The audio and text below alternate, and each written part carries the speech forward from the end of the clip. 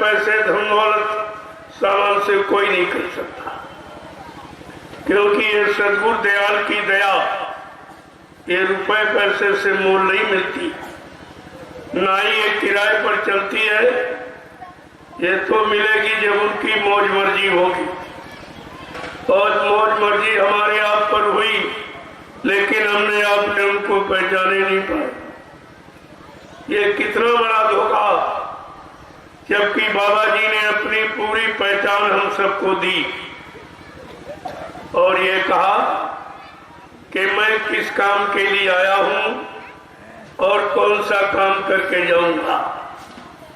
आप उनकी पहचान को ही भूल गए, आप अपने सद्गुरु की आवाज को भूल गए, आप अपने मालिक के वादों को भूल गए, जिन्होंने परिवर्तन की आवाज लगाई कि मैं कलयुग में कलयुग को भगाऊंगा और कलयुग में सतयुग को लाऊंगा। ऐसी आवाज सृष्टि में किसी ने लगाई ही नहीं, न पहले न अब कोई लगा रहा, न आगे कोई लगा सकेगा। ऐसी विलक्षण अद्वितीय आवाज, जनहितकारी, कल्याणकारी, मती यानी ऐसी आवाज जिसने लगाई, हमने आपने अपने मालिक की आवाज को नहीं पहचान पाया। फिर आप पहचानोगे किसको? जो तुम्हारे लिए आया, तुम्हारी जीवात्माओं के कल्याण के लिए आया, आवागमन से रहित कराने आया, जन्म मरण से छुटकारा दिलाने आया, पाप कर्मों में माफी दिलाने आया। ऐसे समृद्ध मालिक को हमने आपने भुलाया है। ये कितनी बड़ी भूल है, ये कितना बड़ा नुकसान और हानि आपने अपनी की, लेकिन अभी तक आपके विचारों में कोई विचार नहीं, कोई जानकारी करने की कोई उत्साह, कोई अंदर में आपकी प्रेरणा नहीं है। आप में अपने मालिक के प्रति कोई भी किसी तरह का अच्छा सच्चा भाव विचार नहीं है। तो ये बताइए, तुम्हारी जीवात्मा का कल्याण कौन करेगा? ऐसा कोई सृष्टि में है जो तुम्हारी जीवात्मा का कल्याण कर दे, या तुम्हें आवागमन से रहित कर दे, या तुम्हारा जन्म मरण से छुटकारा दिला दे, या तुम्हारे पाप कर्मों में माफी दिला दे? क्या सृष्टि में ऐसा कोई है तुम्हारी नजर में? और जो आया उसको आपने पहचान नहीं पाया। तो आज मैं समृद्ध मालिक की पहचान बताऊंगा, ताकि तुम्हारे दिल दिमाग से शंका निकल जाए। एक शंका का भूत जिसने सबको प्रभावित किया, यानी 45 करोड़ में कोई नहीं बचा जिसको शंका ने न घेरा हो, और उसी शंका में आकर आप अपने मालिक को भूल गए हो। क्योंकि जो उन्होंने 10 जुलाई 1952 से हमें आपको संदेश दिया, जानकारी दी, अगर आपके पास एक भी सत्संग वचन होता तो आप उनके बारे में कभी कोई भूल नहीं करते, कोई शंका नहीं पैदा करते। अरे सतगुरु दरबार में शंकाओं का समाधान किया जाता, और तुम वहीं आकर उन्हीं में शंका कर बैठे। अभी कोई काम हुआ नहीं, कहते बाबा जी चले गए। तुमने कहा ये काम फिर करेगा कौन? कोई खड़ा होकर ये कह दे ये काम मैं करूंगा, जो बाबा जी ने वादे किए कि मैं कलयुग को भगाऊंगा और सतयुग को लाऊंगा, सबको न्याय सुरक्षा रोजी रोटी की व्यवस्था बना के दूंगा, सबको शाकाहारी बनाऊंगा, सबकी जीवात्माओं को जगाऊंगा और परमात्मा से मिलाऊंगा। और जब तक ये काम मैं पूरा नहीं कर लूंगा, मैं इस मानव शरीर को छोड़ के जाने वाला नहीं हूँ। प्रेमियों, ये बात हमेशा याद रखनी चाहिए। जिस गुरुभक्त को गुरु के वचन नहीं मालूम, जिस गुरुभक्त को अपनी गुरु की महिमा नहीं मालूम, जिस भक्त को अपनी गुरु की शक्ति नहीं मालूम, वो फिर भक्त कहलाने का अधिकारी नहीं है। आगे वो समय आ रहा, आप अपने आप को गुरुभक्त भी नहीं कह सकेंगे, क्योंकि तुम्हारी गुरुभक्ति में खोट आ गई। मैंने लोगों से पूछा कि आप लोग मथुरा जाते रहे हो तो तुम गुरु भक्ति करने गए थे कि चेला भक्ति करने गए थे? कौन सी भक्ति तुम करने गए थे? तुमने गुरु भक्ति छोड़कर ये सब चेला भक्ति में चले गए, और चेला भक्ति कभी तुम्हारी शक्ति नहीं तुम्हें दे सकती है और तुम्हें नहीं पार कर सकती है, क्योंकि गोस्वामी जी महाराज ने रामचरितमानस के उत्तरकांड में स्पष्ट लिख दिया कि गुरु बिन भाव निधि तरना कोई, और जो भी रांची इस शंकर सम होई। कितना साफ साफ शब्दों में कहा कि कोई ब्रह्मा विष्णु महादेव के समान धर्मान बलवान बुद्धिमान क्यों न बन जाए, लेकिन ये भवसागर बगैर सदगुरु के कोई पार नहीं जा सकता। और वो गुरु जो नाम जहाज लेके आया हो, जिसके पास नाम बेड़ा है, जिसके हाथ में पतवार है, वो हमारी भवसागर की नैया को भवसागर से पार कर सकता है, अन्यथा ये काम किसी के बस का नहीं है। तो प्रेमियों, आज तो सत्संग का पहला दिन है। सत्संग तो मैं कल से आपको सुनाऊंगा, आज मैं जानकारी दूंगा। जिस शंका में आप बह गए हो, गुरु को भूल गए हो, गुरु की शक्ति को भूल गए हो, गुरु के प्रण प्रतिज्ञा ये सब आप भूल चुके हो, तो मैं पहले आपको उनके वचनों की याद करूंगा।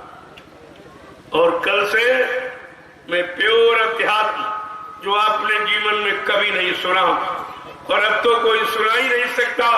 हाँ, कभी जीवन में अगर मौका मिला होगा तो मथुरा दरबार में मिला होगा। और ये सत्संग किसी के बस की बात नहीं है। जिसकी जीवात्मा का कान नहीं खुला, ऊपर की आवाज को जिसने नहीं सुना, वो तुम्हें क्या सुनाएगा? जिसकी जीवात्मा की दिव्य आंख नहीं खुली, जिन्हें दिव्य दर्शन नहीं किया, वो तुम्हें दर्शन क्या कराएगा?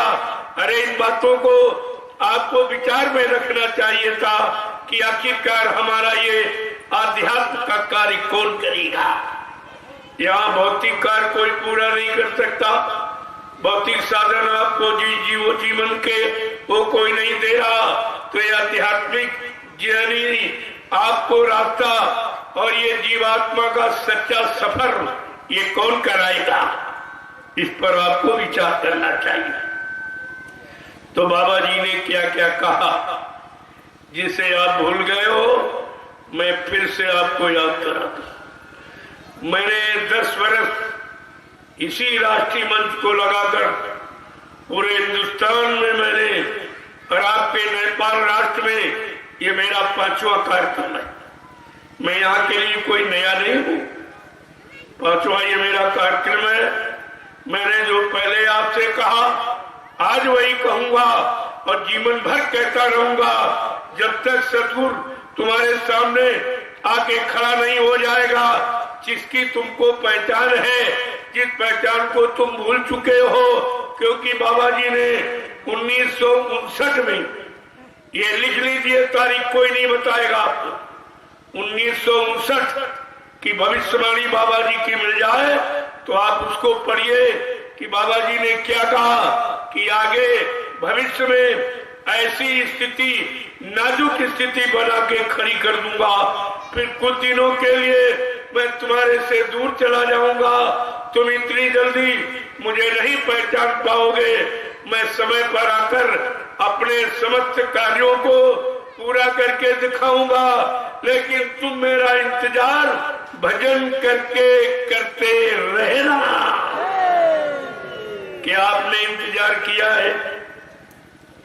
भगवान राम ने एक छोटी सी आवाज लगाई थी देशी प्रदेशी परिवर्तन की, उनको 14 वर्ष इंतजारी करनी पड़ी।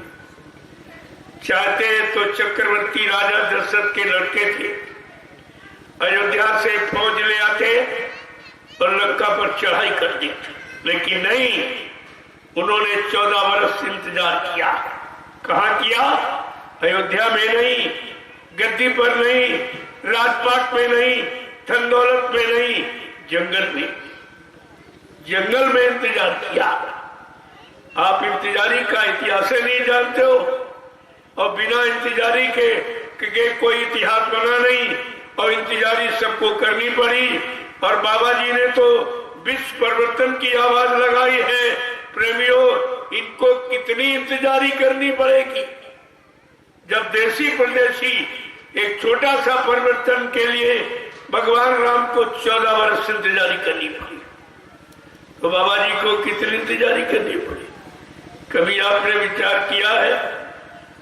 वो तो अनामी महाप्रभु है, पलक झपकते ही परिवर्तन कर सकते, लेकिन नहीं, काल का विधान है, काल की नगरी में आए हैं तो उसके विधान के अनुसार ही वो कार्य करेंगे। वो किसी की व्यवस्था में हस्तक्षेप नहीं करते।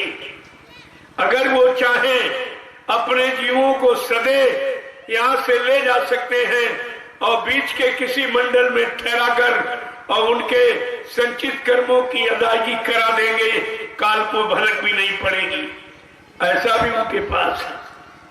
लेकिन ऐसे असीम महापुरुष होते हुए भी कितनी सीमा में रहते, कितनी सादगी में रहते।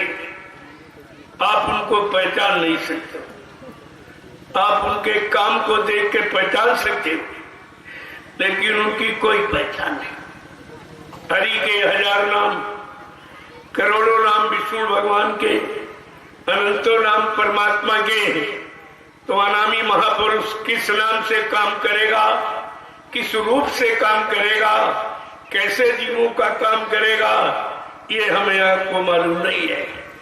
तभी तो सत्संग की महती आवश्यकता है। बिना सत्य के संग के आप सच्चे महापुरुष, सत्पुरुष का दर्शन दीदार नहीं कर सकती हो।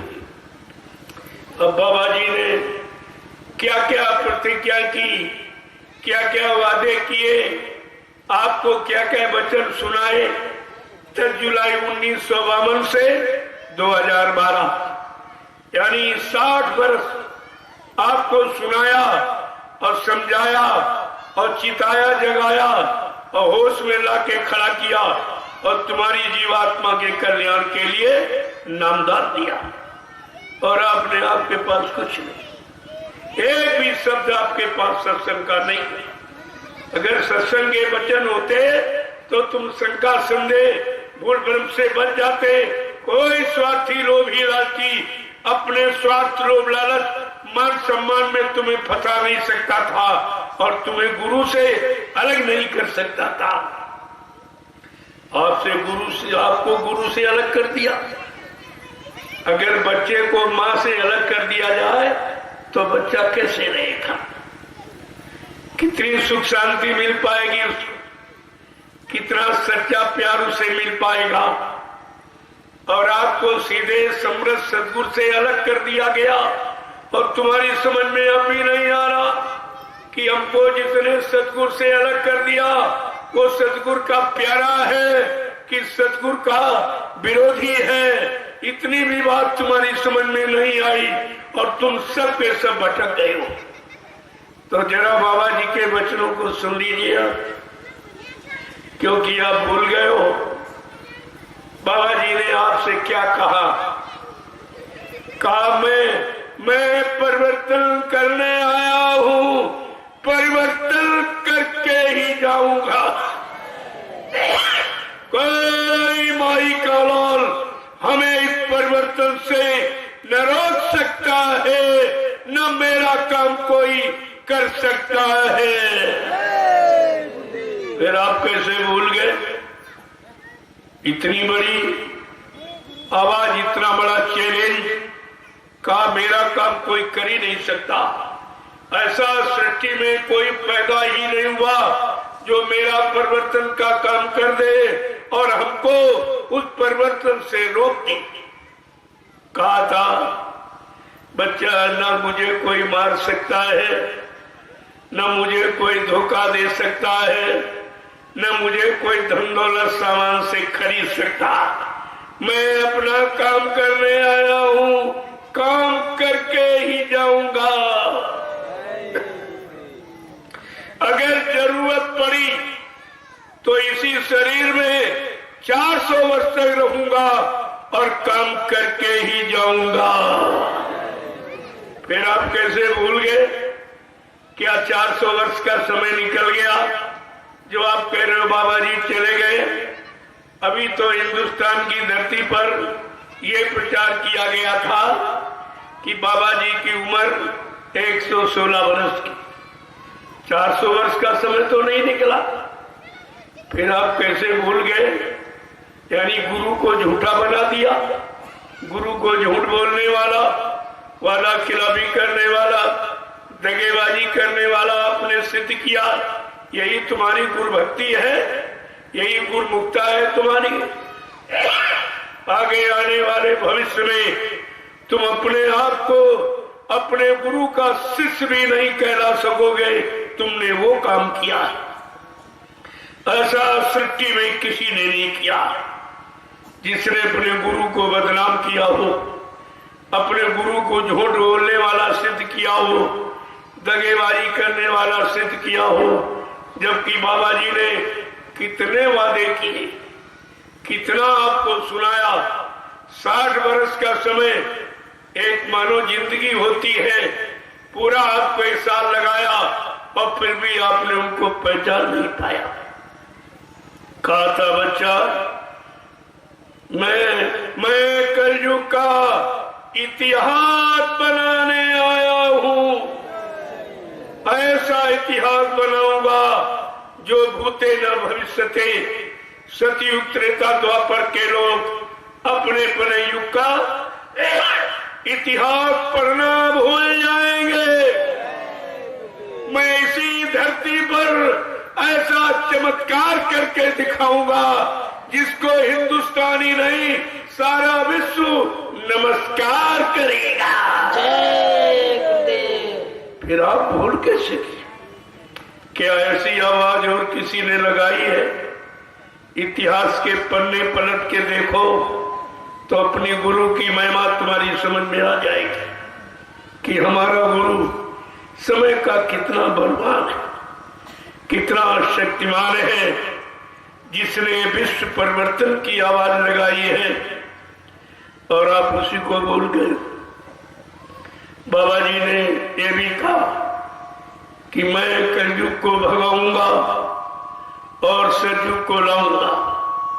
सबको न्याय सुरक्षा रोजी रोटी की व्यवस्था बना के दूंगा, सबको शाकाहारी बनाऊंगा, सबकी जीवात्माओं को जगाऊंगा, परमात्मा से मिलाऊंगा।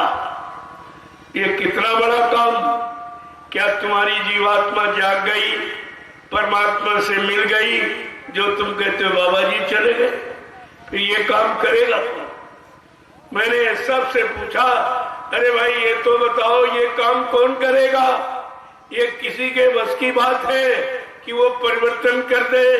यहाँ ऋतु परिवर्तन कोई नहीं कर सकता।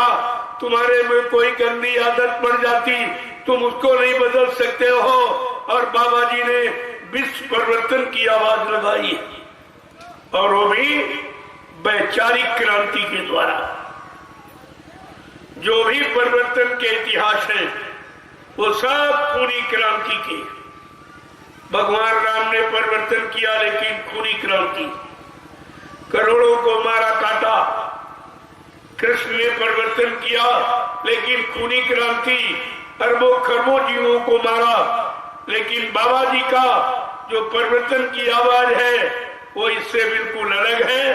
उन्होंने कहा, अरे राम कृष्ण की क्या पूजा हुई जो मैं तुम्हारी पूजा करा दूंगा? राम कृष्ण ने तो मार काट हिंसा खून खराबा की, तुम्हारे डर और भय के लोग पूजा करते हैं, लेकिन मैं तुम्हारी पूजा वैचारिक क्रांति के द्वारा देश दुनिया में परिवर्तन करके दिखा दूंगा और तुम्हारी वो पूजा करा दूंगा जो किसी की नहीं हुई। लेकिन बच्चा, ये टाट बोरा ये फकीरी भेष धारण करके, अरे तुम तपस्या तो कर लो। किसने भाई तपस्या की जरा बताइए? ये बोरा पहनने वालों ने तपस्या की कि बाबा जी को कह दिया मर के चले गए। ये अपने गुरु को मुर्दा बताती। अगर तुम्हारे बाप को कोई मुर्दा कहे आपको अच्छा लगेगा, और तुमने बोले गुरु को मुर्दा कह दिया। और अब भी कह रहे, अब भी उनके दिल में जगह गुरु के लिए नहीं। वो जिंदा गुरु को सुनना नहीं चाहते। वो जिंदा सुनने में उनको तकलीफ हो रही है। मैं आपसे यही पूछ रहा हूं, जिंदा कहने या कहना अच्छा है कि मुर्दा कहना अच्छा है? आपको खुशी होनी चाहिए। चलो कोई मेरे गुरु को जिंदा तो कह रहा, अगर जिंदा है तो कभी न कभी मिलेंगे तो हमारा भी काम हो जाएगा। आपको खुशी होनी चाहिए। लेकिन यहाँ कितना विरोध हो रहा, जिंदा कहने का विरोध, और इससे कुछ होने वाला नहीं है। हमारा कोई विरोधी नहीं कर सकता। मैं किसी का विरोधी हूं नहीं। मेरा विरोध करना, गुरु का विरोध करना, मेरे वचनों का विरोध करना, गुरु के वचनों का विरोध करना, क्योंकि मैं गुरु के वचनों को सारे हिंदुस्तान और आपके इसमें यानी मतलब नेपाल राज्य में भी मैं गुरु के वचनों को पहले भी सुनाया और आज भी सुना रहा हूं और सुनाता रहूंगा। मेरा दूसरा कोई काम नहीं। तो अगर तुम गुरु भक्त हो, गुरु परिवार के अपने आप को समझते हो, तो तुमको तो हमारा साथ देना चाहिए, क्योंकि मैं गुरु की बात करता हूं। और लोग तो अपनी बनी बात करते हैं। कोई कह रहा बाबा जी हमको वसीयत कर गए, एक कह रहा बाबा जी हमको नाम पावर दे गए। तो ये दोनों अपनी बनी बात कर रहे हैं। तो गुरु की बात कौन करेगा? गुरु की चर्चा कौन करेगा? गुरु के वचनों को कौन सुनाएगा? गुरु भक्ति के तरफ तुम्हें कौन ले जाएगा? इतना भी तुम्हारे अंदर ख्याल और ध्यान नहीं रहा, और तुम सब के सब भटके, सब के सब भटके। अरे सच्चाई कभी छुपती नहीं है। तुम कितना प्रयास कर लो, जोर लगा ले अहले जमाने, कब तक जोर लगाएगा? जग में जय गुरुदेव का झंडा ये लहर लहर लहराएगा। इसे कोई नहीं हिला सकता, इसे कोई नहीं रोक सकता।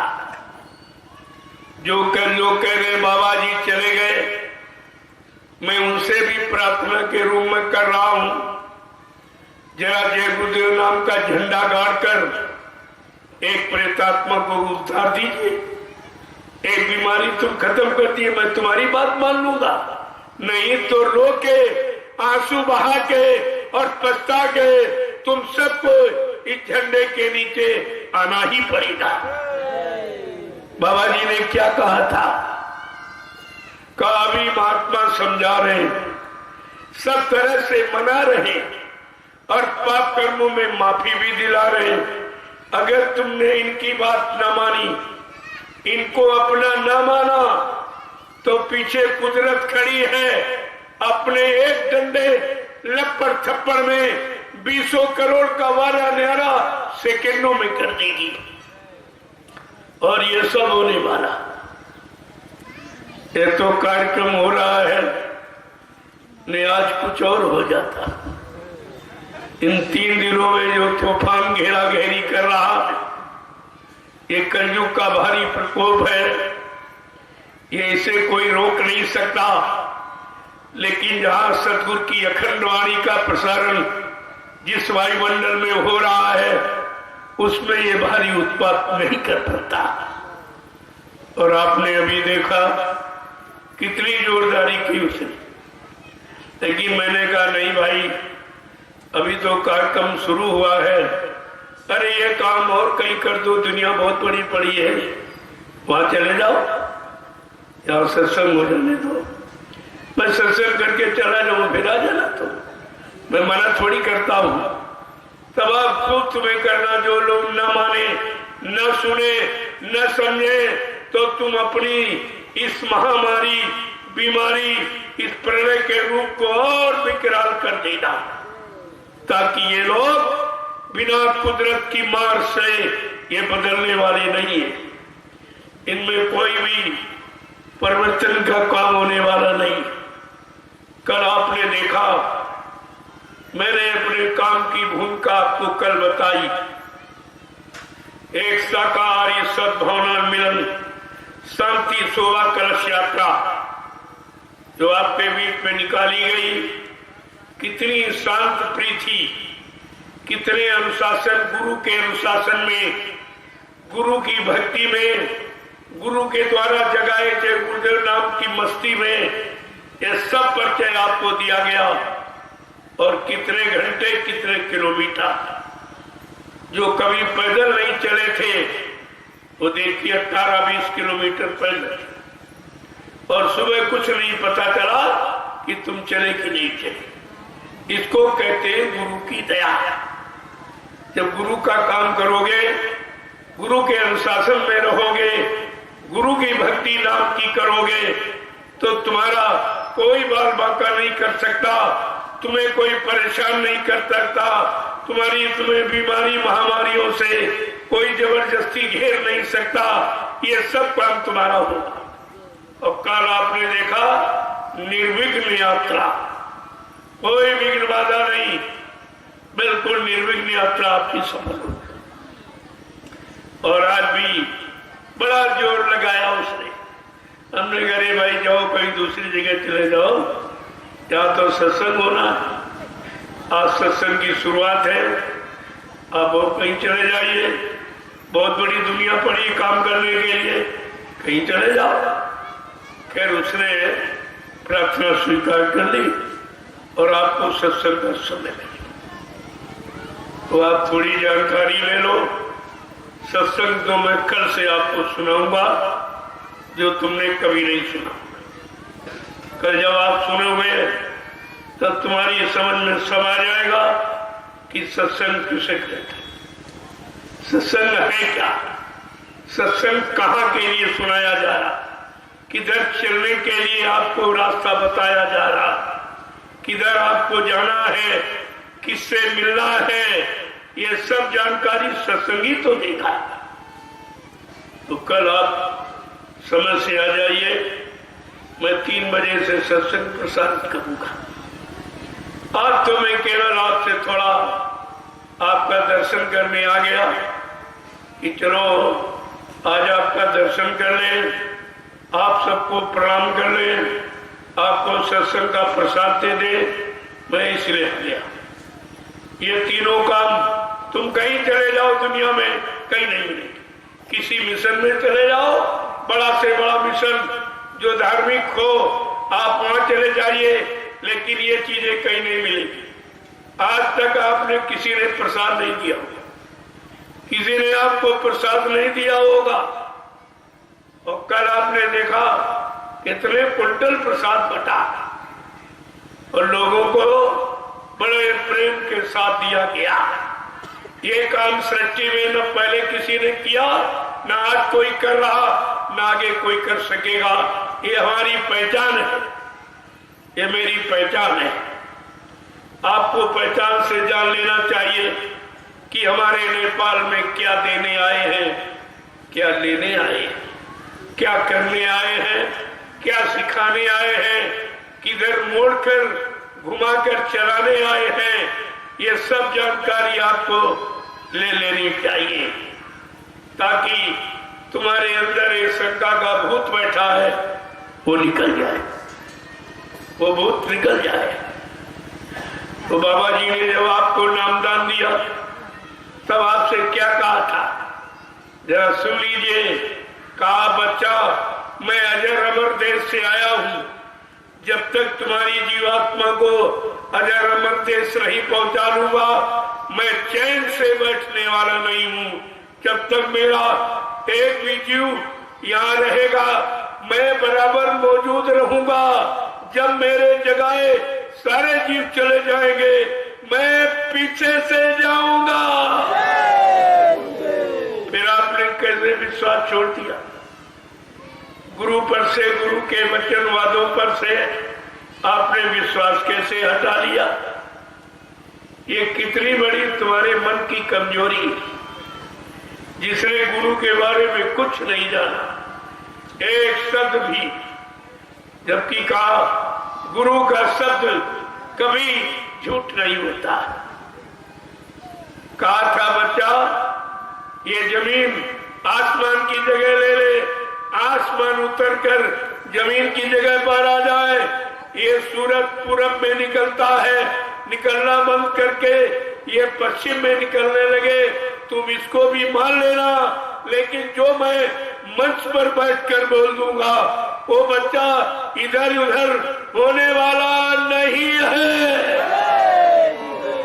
अभी तो मंच का बोला, कुछ शुरुआत ही नहीं हुई और तुमने बाबा जी के जाने की शुरुआत की, कोई शुरुआत।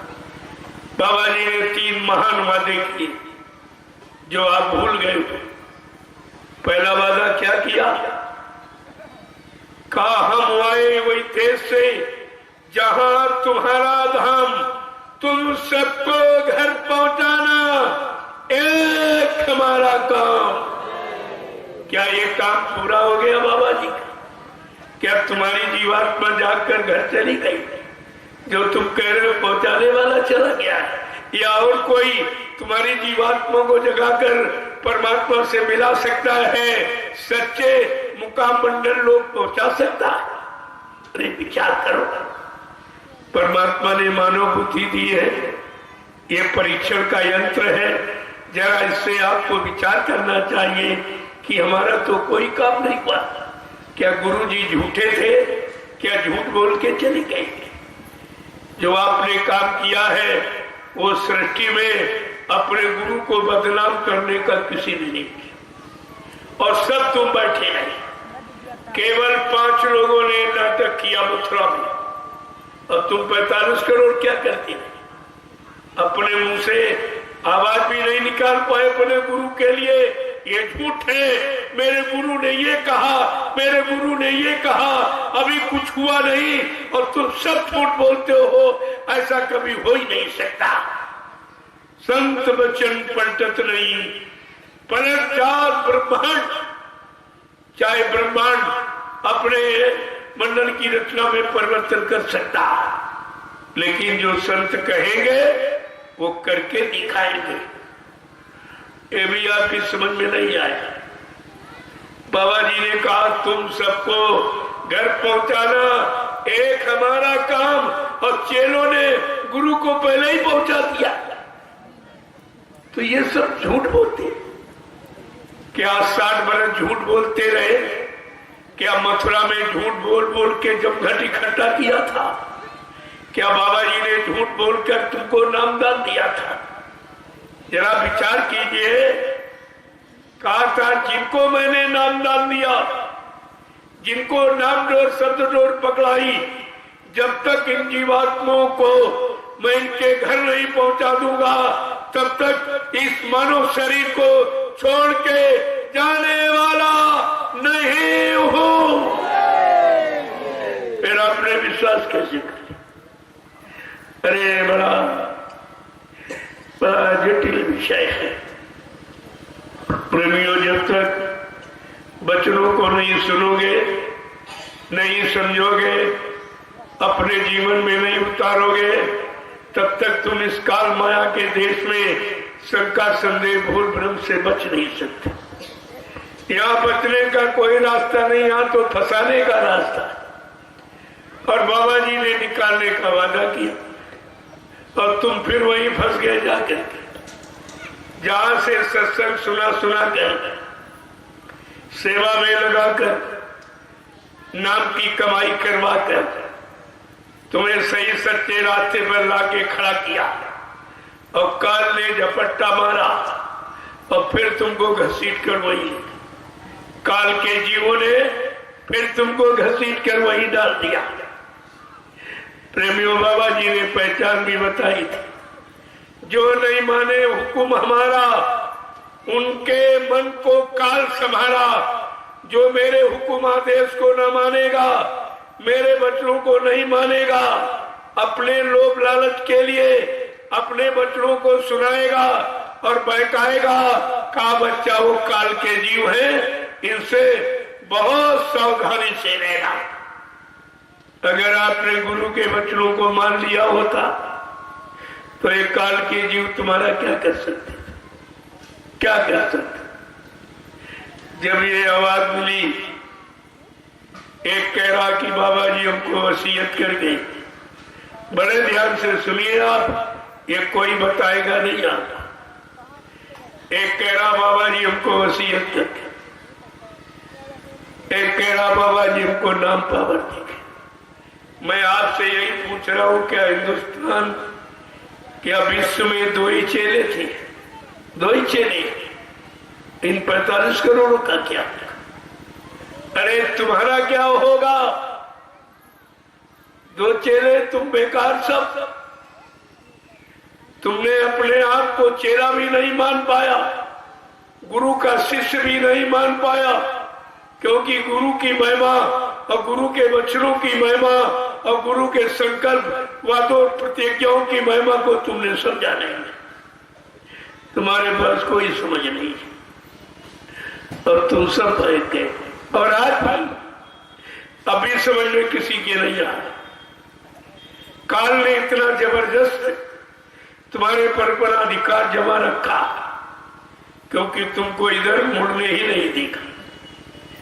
क्योंकि काल ने माया को हुक्म दिया कि कोई जीव सतगुरु के दरबार में आने मत देना, लगने मत देना, वचनों को सुनने मत देना, नाम की कमाई करने मत देना, परमार्थी सेवा में लगने मत देना। ये सारी जीवात्माएं और जाग जाएगी और अपने घर चले जाएगी तो मेरा देश खाली हो जाएगा। उसको भी इतनी चिंता, क्योंकि उसने बहुत दिनों तक तपस्या की सत्पुरुष की। जब तपस्या करके एवं मस्त कहला लिया और तब उसने सुरतों का रूहों का भंडार मांग लिया कि हमको सुरतों का भंडार चाहिए, चेतन भंडार। अब उन्होंने एवं मस्त कह दिया तो बादशाह में तो फंस गए, लेकिन कहा ठीक है, तुमने मांग लिया, धोखा किया हमसे ये करके, लेकिन मेरा संत बोध, एक संत सूरत मानव शरीर में आती जाती रहेगी, वो जीवात्माओं को जगाती रहेगी, घर पहुंचाती रहेगी, तुम इसमें कोई दखलंदाजी नहीं करोगे। ये वादा करा लिया काल से, वरदान मांगने पर भी ये वादा कर